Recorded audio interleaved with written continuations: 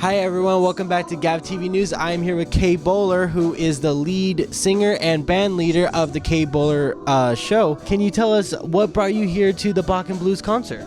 Well, before the COVID, we were going to do the show. That would have been like, 3-4 years ago, lost touch, and then now we're all back and getting music together. I've been nonstop at this music thing literally for 40 years. This will be my 6th album, and I've just done a couple singles. I had done my last full-length album. I released that in 2014, and I did that with a great producer out of Los Angeles.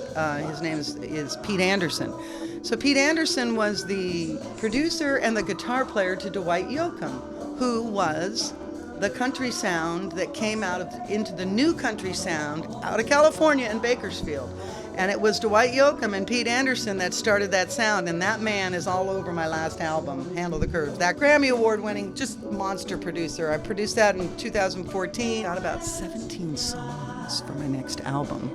So I'm I have about 6 songs in pre-production, and I'm gonna go into the studio this year and finish that album. It's called Better Than I've Ever Been. So you know how when you get older, you're like thinking, I'm gonna have this great life, and then I'm gonna retire when I'm 50. No, you know what's gonna happen to you when you're 50? You're gonna wanna do all the same stuff you did when you were 30. But you're gonna do it so much better. You find me on Spotify, on Pandora, on Amazon, all of them. All the platforms. And you can find my music now there, kbowler.com.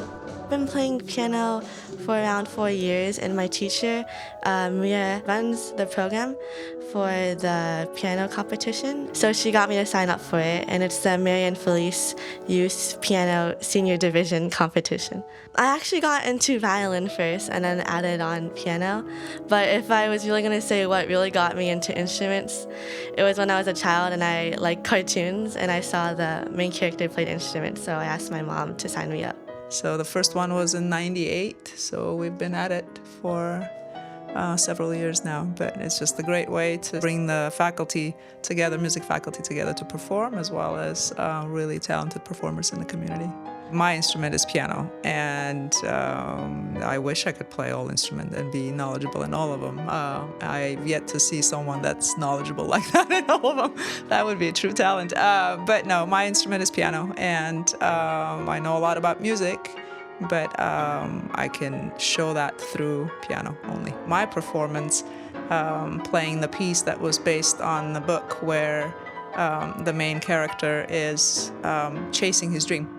And the main story is never give up on your dream. And hard work behind the doors in the practice rooms, it pays off. So just keep practicing, and at one point you'll reap the rewards.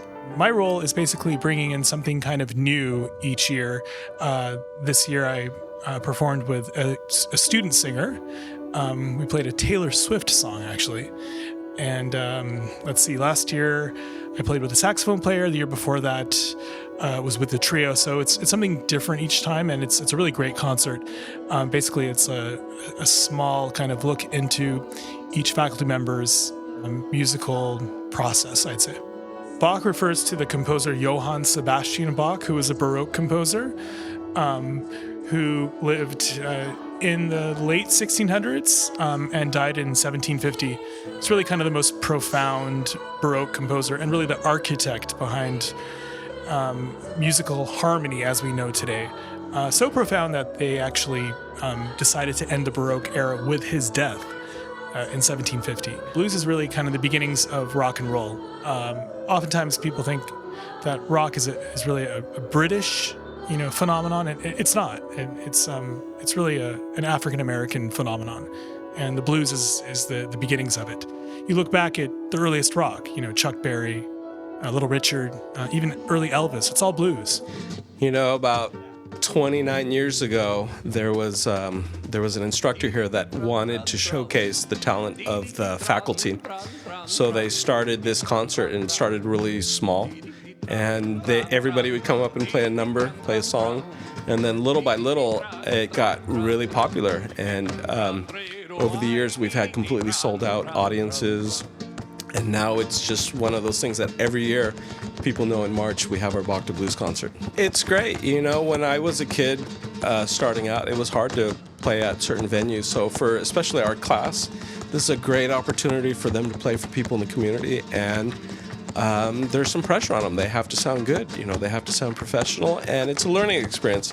And so it's a wonderful opportunity for the young students to be able to not only play and be prepared to play at intermission or beforehand, but they also have to be ready because they're playing alongside with some really talented musicians. It has a little bit for everybody. So we start with classical piano, we sometimes will have classical violin, we've had quartets, and then we go to flamenco, and then we'll have some jazz, then we'll have some blues. So it varies. We have a whole bunch of different musical styles. So that's why I always say from Bach to blues, because it goes from Bach and it covers everything in between.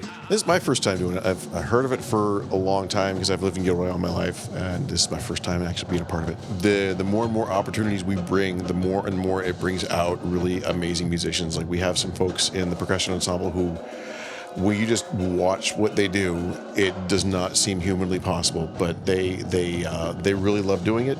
They spend hours and hours practicing it. They spend hours and hours, listening to guidance of some really talented folks.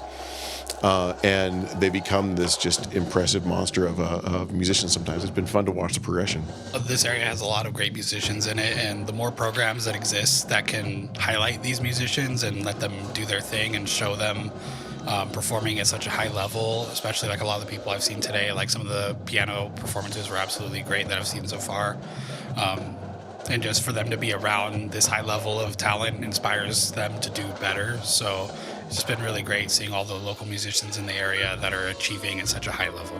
With some of the performers that are going to be performing in Gavilan's Cabaret in May. Definitely from the audience who have already seen Grease, this is completely different. It's more deconstructed. There's a plot twist, there's love, there's romance. It's way more for an adult audience, and it's going to be amazing. It has a lot of themes that people are not expecting. You're going to go into it thinking you're going to see this beautiful, lively, happy show, and then, it just all kind of turns around. It's definitely targeted toward a much more mature audience. It covers a lot more, both like romance and like dark themes, definitely. It's more realistic, very historical.